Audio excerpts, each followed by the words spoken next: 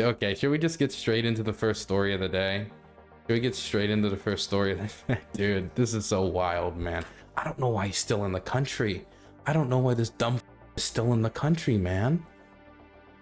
Why is he still in the country? Why is he why didn't he leave? Why didn't he leave? Why didn't he leave? He must have known this was coming. He must have known. I refuse to believe he didn't know. Okay, let's talk about the first story of the day. The first story of the day is that Gonzalo Lira, as you can see from this video, got arrested by the SBU today and is facing 5 to 8 years in prison for disseminating Russian propaganda and advocating for attacks upon Ukraine. I mean, this is pretty obvious from anybody who's paid attention to his content that he spread a lot of disinformation about the war, trying to cover up Russian atrocities like Bucha, advocating for the invasion, being pro-invasion, advocating for the bombing of Ukrainian cities, advocating, trying to like cover up the bombing, the civilian, while advocating for the bombing, while also covering up the bombing of civilians, saying that didn't happen, spreading disinformation about just basic like Ukrainian statistics, like the amount of HIMARS that have been destroyed. He has cited video game footage as proof of HIMARS being destroyed. Very strange cat. Very, very strange cat. I have challenged him in the past. I remember once he put out like a challenge saying like, I will debate anyone, but nobody will come on my show and debate me. And I said, sure. And I gave him a list of his lies that I wanted to debate him on. And then he blocked me. So, and then he just had a debate with Laser Pig and Destiny. Destiny left 30 minutes in after Gonzalo Lira pulled out a PowerPoint. And instead of debating these people, he wanted to lecture to them like they were like, I don't know, they went on the short bus to school and needed somebody to explain every single aspect of the conflict to them instead of just having a normal conversation like a well-adjusted adult. But he is not a well-adjusted adult. Okay, let's go into the story. The SBU has detained Gonzalo Lira, aka Coach Red Pill, for anybody who's known this guy from the OG days when he was a pickup artist, in Kharkiv under Article 2 and Article 3 of the 436-2 of the Ukrainian Criminal Code. In layman's terms, he has been arrested for disseminating Russian propaganda and calling for attacks upon Ukraine. If you want to see the specific article he's being arrested over, here is a version of it. Now, this is pretty badly translated, and I need to fix one part of this because of how it was badly translated, but it's generally right except for one thing, so I'm just going to read this. Sorry that I did not have the entire Ukrainian Criminal Code in perfect English, perfectly translated on hand when the story dropped. I couldn't find it, so I had to have it basically translated online, and this is what I could get. Article 436, Propaganda of War, public call to an aggressive war or an armed conflict, and also making of materials with calls to any such actions for distribution purposes or distribution of such materials shall be punishable by correctional labor. This is a translation error that makes it sound like he's about to be sent to a gulag. He is not about to be sent to a gulag. While that would be funny, pretty funny, that would also be very unethical. What that is supposed to actually mean is that they can like take certain items of his property for a term of up to 2 years, or arrest for a term of up to 6 months, or imprisonment for a term of up to 3 years. Now, the charges against him is between 5 to 8 years for all of the charges he is facing. So that is the entirety of the charge he is facing.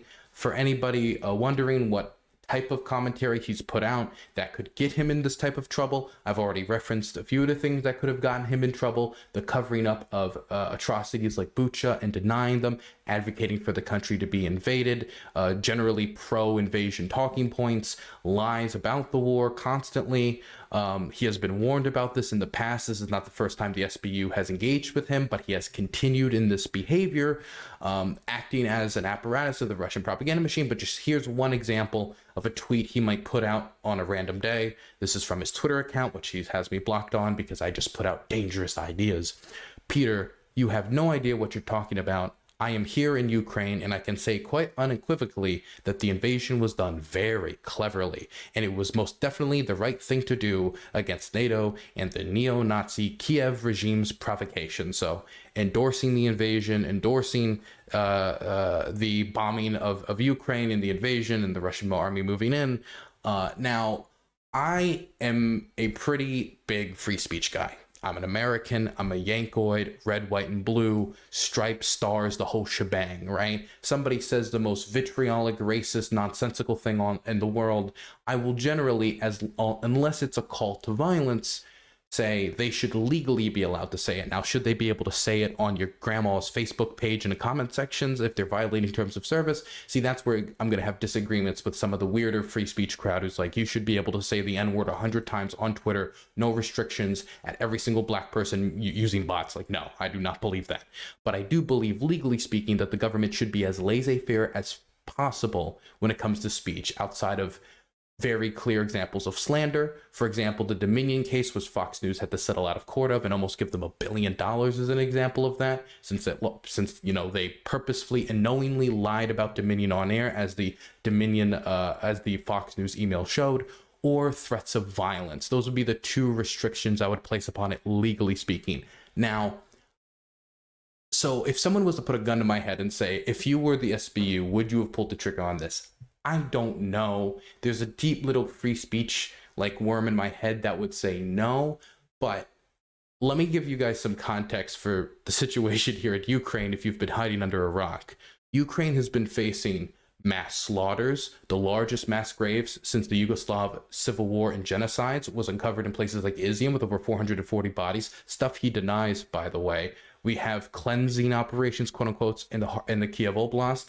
We have the Bucha massacre. We have cities literally being wiped off the face of the earth. And this is admitted to by the Russians, as they will capture cities and then say all the buildings are destroyed and they will not be rebuilt. Could you imagine that, by the way? You go back to your hometown after 1-2 years after the war starts, and literally everything you ever known for the vast majority of your life has been wiped away. Just gone.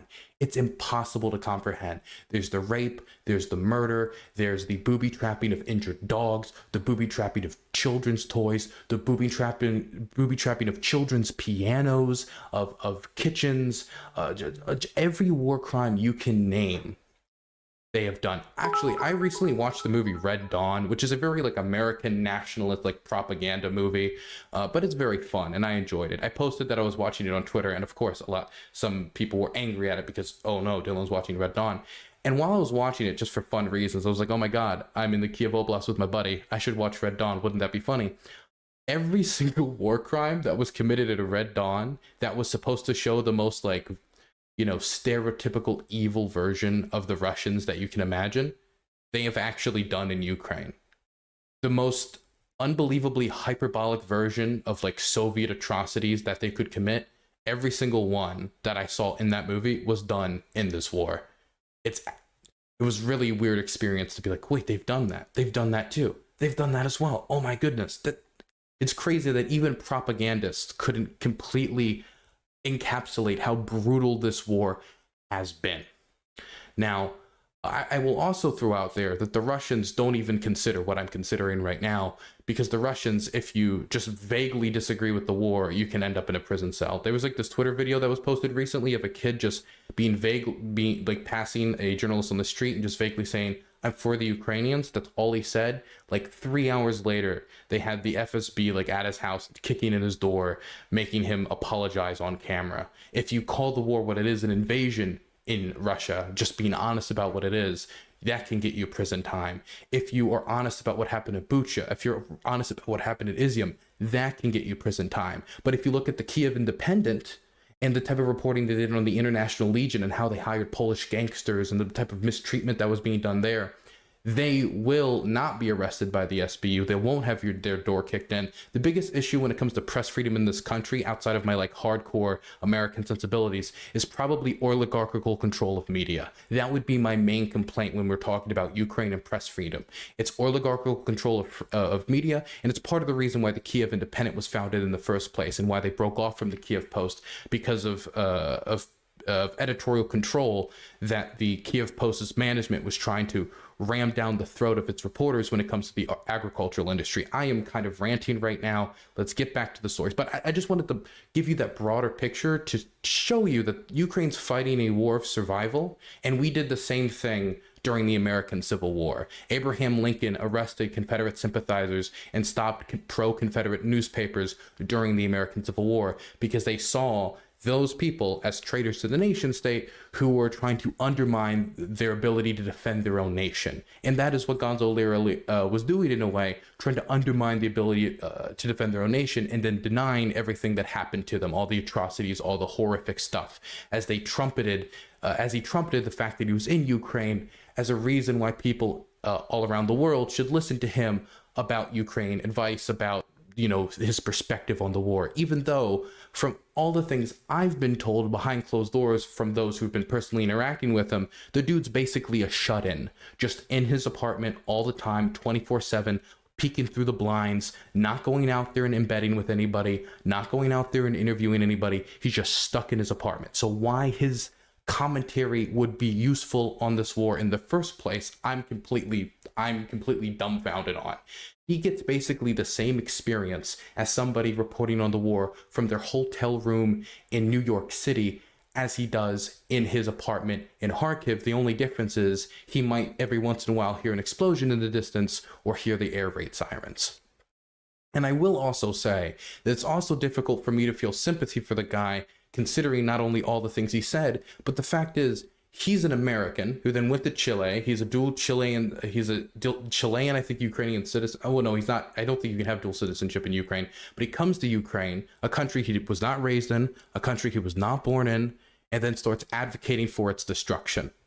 This would be like if somebody moved to America like 3 years ago, and then we get invaded by China. They deny all the war crimes the Chinese commit, and then like advocate for our destruction. It would be very difficult for me to feel any sympathy for them once they get arrested. So this is a situation where, quite frankly, I don't care that much that he got arrested. Even if you would have put like a gun to my head and asked me about my principles, it's impossible to make me care. I'm only a human being. You know, I'm only a man. Can you really judge me for that? I'm only a man. And so in my mind, it's a wash. You know, it's a country fighting for its own survival in a death struggle against an invader. And this guy is trying to help the invader produce propaganda while covering up the crimes of said invader, while living in a country he's only been in for 4 or 5 years. He's not even from there. He doesn't even have a claim to land here. Anyway, let's move on. Let's actually look at the arrest footage if we can. So I actually wanted to find the original unedited arrest footage, which I couldn't. So the version I posted was like a meme version with like meme music. There is one moment though I do want to highlight in this video, and it's that when the arresting SBU agent went up to Gonzalo Lira and like pushes him against the wall, he puts his hand on his shoulder and you can faintly hear him say, "Welcome to Ukraine" in English. Watch. Wait 1 second. I don't want it to be copyright striked, so let's down the music.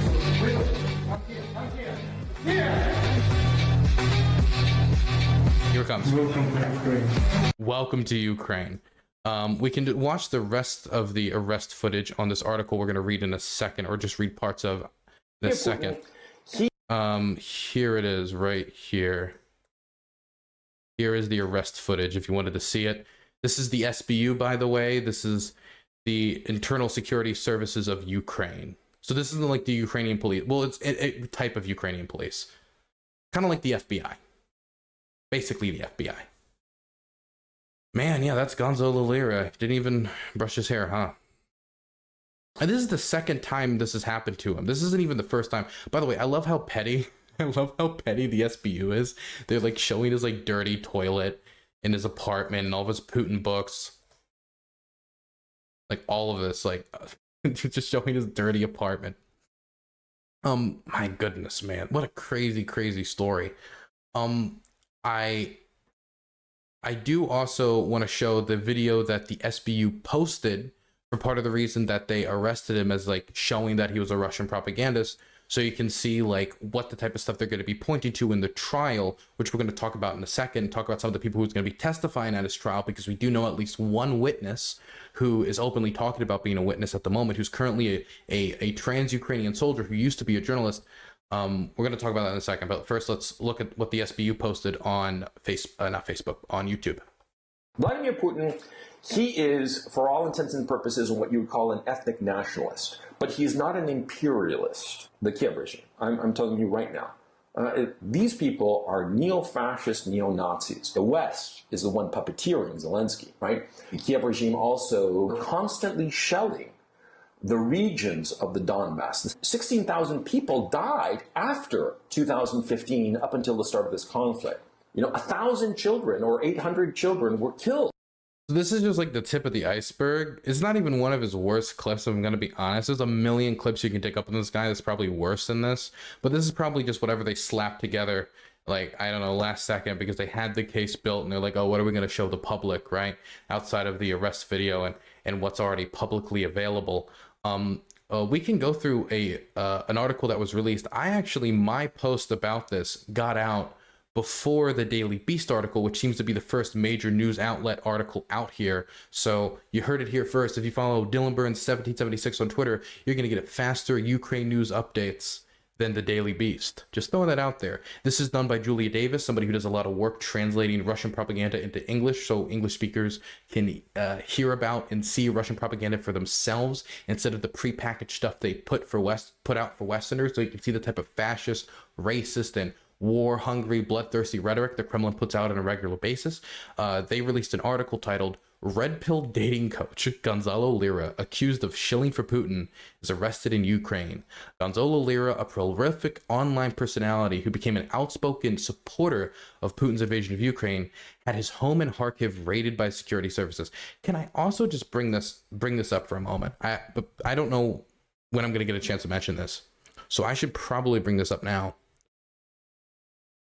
Gonzalo Lira, this isn't the first time he got arrested for spreading propaganda in Ukraine. He made a big show of it last time when he got arrested. So this is not even the first time he himself has gotten arrested. I do not know why this guy continued to pump out Russian propaganda while living in Ukraine.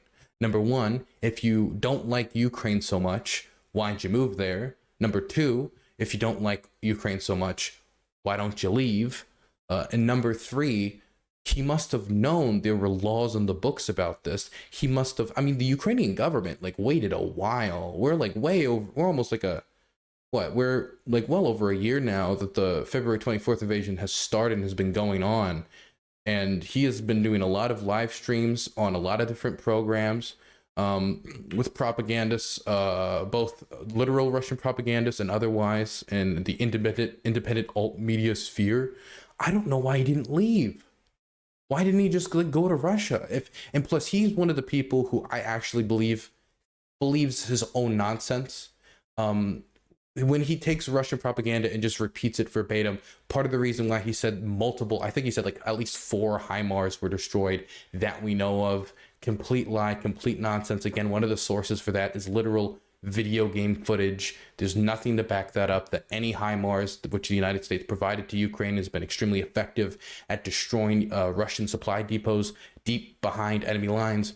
There's no evidence that any of them has been destroyed. Laserpig actually made a video about this on Gonzalo Lira's roundtables that he would regularly do. You should go check it out if you haven't check it out already. I don't know why he hasn't left. Why he didn't leave the country. If he wants Ukraine to lose, leave the country and come back when his glorious victory, which he genuinely believes is coming, comes. Why didn't he leave the country? It doesn't make any sense. It's stupid. It's part of the reason why I think I refuse to have any sympathy for him, is not only because of the terrible things he said. It's not only because he's harassed journalists in Ukraine before. It's not only because he's just a personally very terrible person. It's not only because he's extremely rude. It's not only because he'll call for debates and then when someone says okay, he'll be like no. It's not only because he has zero social awareness. It's not only because he just got no riz. It's not only any of these reasons. It's also that he's just stupid. Not only is he stupid because I actually believe he believes a lot of his own BS, but he was also stupid for staying in the country. He's extremely stupid for staying in the country. Why didn't he leave? If the Ukrainian regime, as he refers to it, is so evil, the Kiev regime, right, is so disgusting, it's so terrible and so awful, why didn't he leave?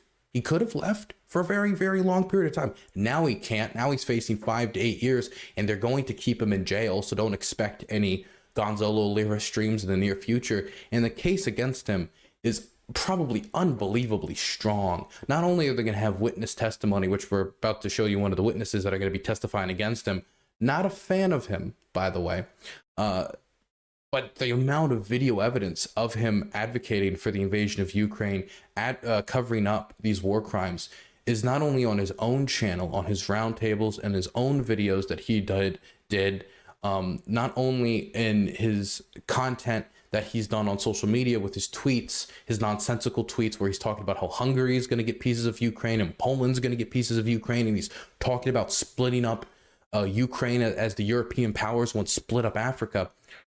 But also he goes on other people's shows and does this all the time on many different alt media and just literal Russian propaganda outlets. Why didn't he leave? That level of stupidity is very hard for me to feel sympathy for them. I mean, it's not like he lived in Ukraine all of his life. See, if somebody lived in Ukraine all of their life and they supported the Russians, at least in that point, in that area, I could be like, okay, at least I understand to some degree, right? Because you've lived there all your life. And so if you live there all your life and you don't leave, then there's some logic to it because you're super attached to land. But he's lived in Ukraine for what, like 5 years? He used to live in Chile. You can go back to Chile. You can go back to the United States.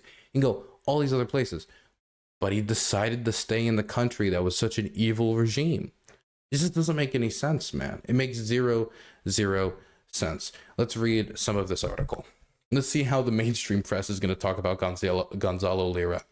Ukraine's security service, SBU, has arrested Gonzalo Lira, a dual citizen of the United States and Chile, who's been living in Kharkiv on charges of producing pro-Russian propaganda.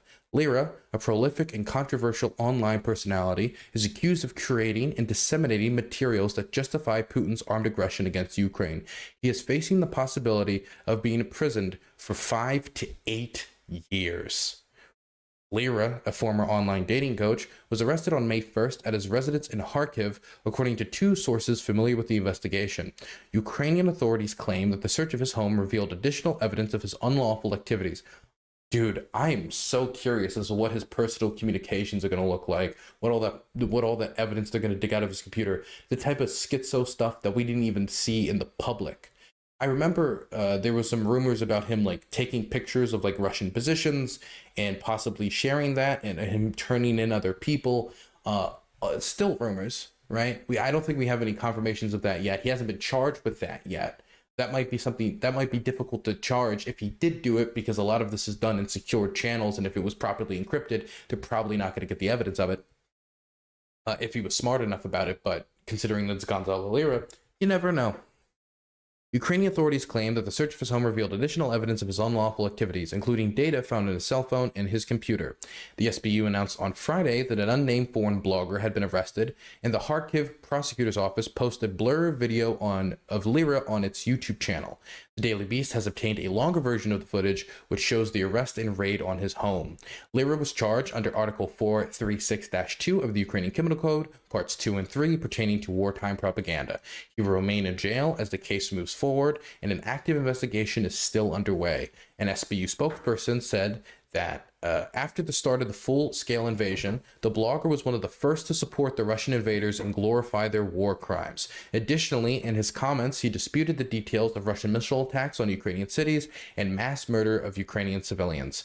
Lira is a blogger who made it. By the way, I appreciate that the Daily Beast calls him a blogger, because I see all the people who are trying to like jump to Gonzalo Lira's defense on Twitter, jump to his defense on YouTube and other places. They're calling him a journalist. He's not a journalist. He didn't do any journalism.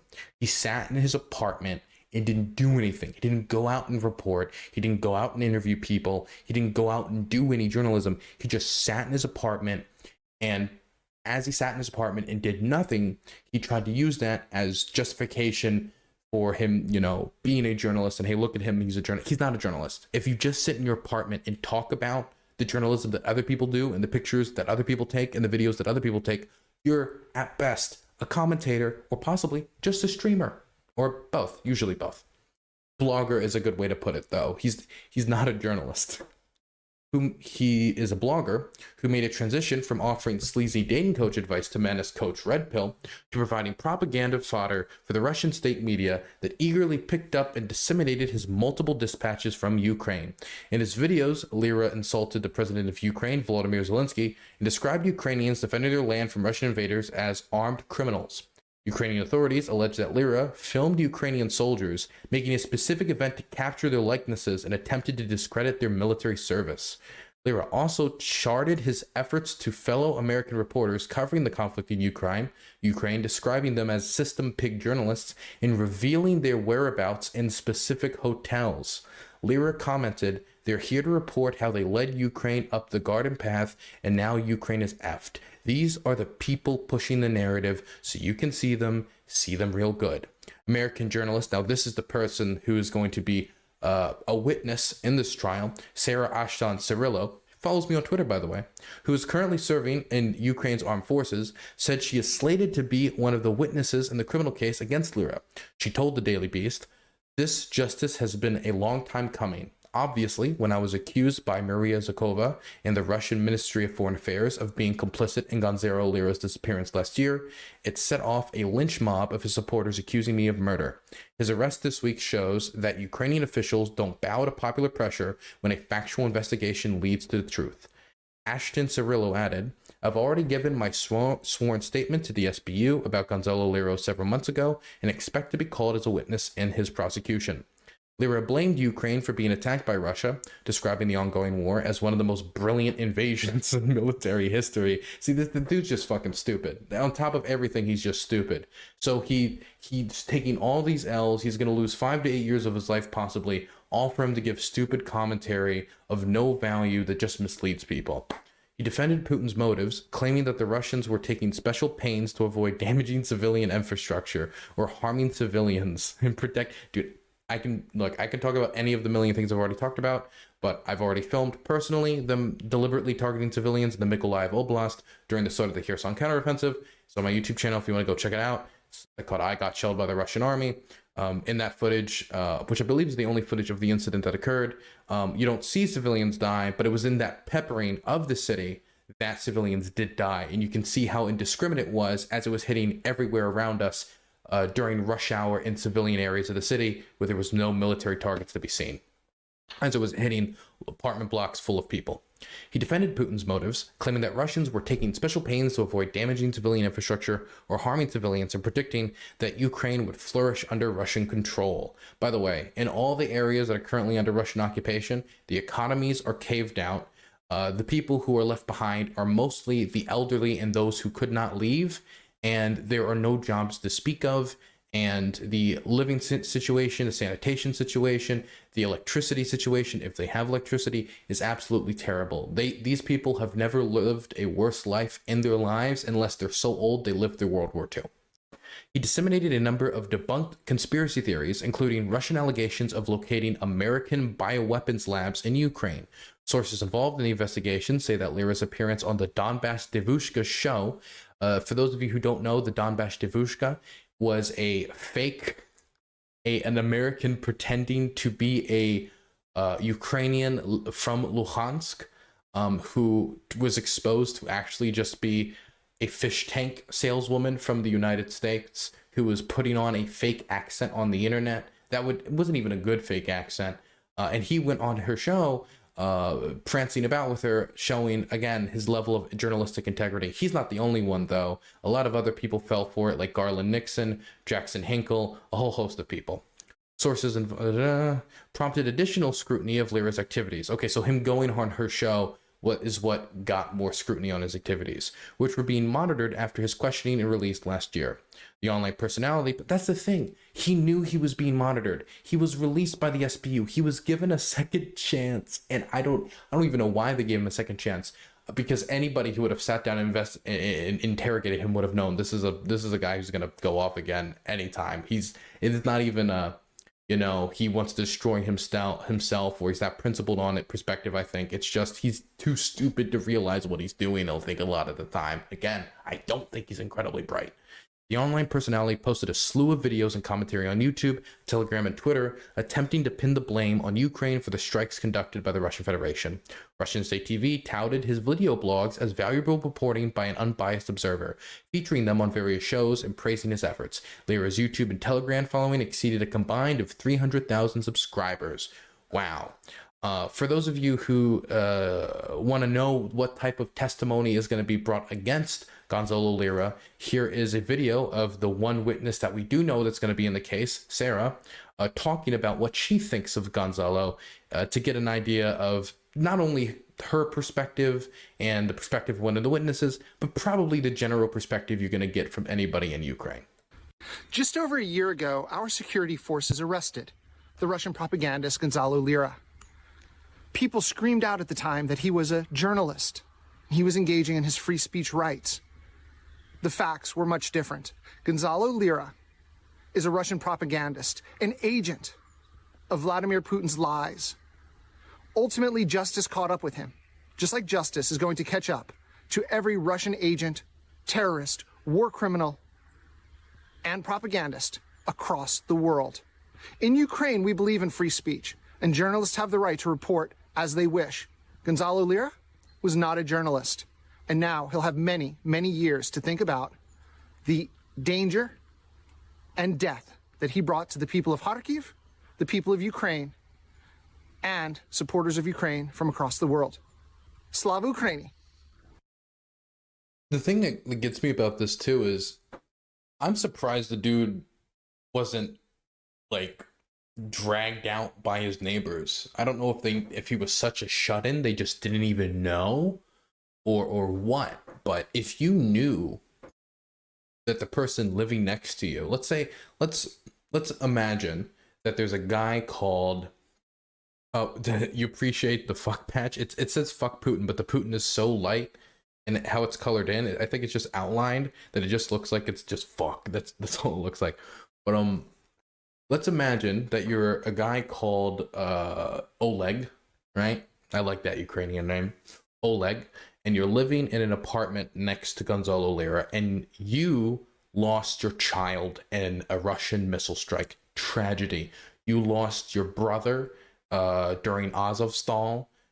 Your parents are currently in occupied Severodonetsk with no way to get out. They have lost their home, and you intermittently lose electricity due to the Russian bombing campaign as they pepper the city. Then you find out that the person next door is denying what happened at Bucha, where you lost your cousin. And he is advocating for the people who are murdering your family members to continue doing the murdering while pretending the murdering is not happening. It's hard to imagine that person is going to have much sympathy for you, period. And it's hard to imagine that that person isn't going to try to do something to get you out of that apartment.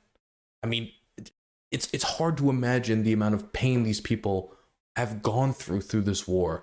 I've only been here for probably maybe like a year collectively.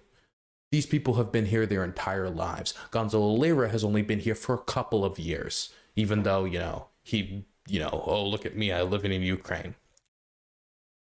The amount of pain they've gone through in this war that he would continuously mock is monumental. They are fighting a death struggle against the Russian invasion, and he thought it was a good idea to spread his nonsense, to try to cover up the war crimes and advocate for more war crimes on his show, while talking about how Ukraine's going to be cut up as the European states did in Africa. What's the saying? Fuck around, find out. That's the only words I can think of when seeing this situation, man. He took a rake, he placed it in front of him, he walked into it, and then an SBU guy caught it the first time, said stop, sat it back down, and then he immediately proceeded to realign the rake, take his foot, and then slam it 10 times harder on it, hitting him in the face, and now he's facing 5 to 10 years. Sucks to suck, man. Sucks to suck. I just don't get why, like, was he paid by Russia or like a chronic contrarian? I think it might be a chronic contrarian. I don't know if he got paid by Russia directly, but there's a good chance, like, you know, just being a contrarian can get you viewership. Taking the controversial, you know, edgy position can get you a lot of attention. You know, when you say something edgy, when you say something contrarian, when you give somebody the alt media perspective that makes them feel like they're in a Tom Clancy novel, that can get you money, that can get you viewership. And, you know, his dating stuff, his red pill advice wasn't doing as good as it used to. And so it looks like he made a shift. And now that shift has landed him in the Ukrainian slammer, which I gotta say, out of all the slammers in the world to be in, the Ukrainian slammer is a pretty tough, it's a pretty tough prison system. And even in the Ukrainian prison system, they're not gonna take well to Russian propagandists, man. Because a lot of those guys have family members who died in service. A lot of those guys also have people who died from Russian atrocities, the same Russian atrocities that he denied.